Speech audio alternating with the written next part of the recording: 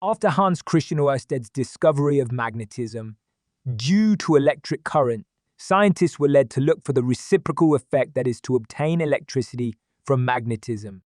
Micheal Faraday was the first person to have succeeded in the year 1831 after 7 years of experimentation in showing that magnetic field did produce electric current in a conductor moving in the magnetic field. The phenomenon of production of electric current in a conductor wire due to relative motion in between the conductor and a magnetic field is known as electromagnetic induction.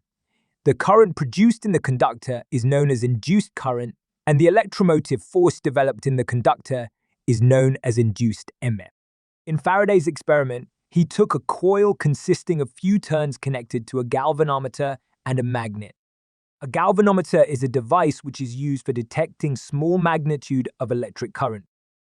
During his experiment, he observed that when the magnet is moved towards the coil, the galvanometer shows deflection. Similarly, when the magnet is moved in the opposite direction, the galvanometer changes the direction of deflection. Also, when the magnet is moved quickly, the deflection of galvanometer increases. And when the coil is moved and the magnet is kept fixed, similar results were obtained. The deflection of galvanometer is only due to some current flowing in the coil. The current that flows in the coil was called induced current.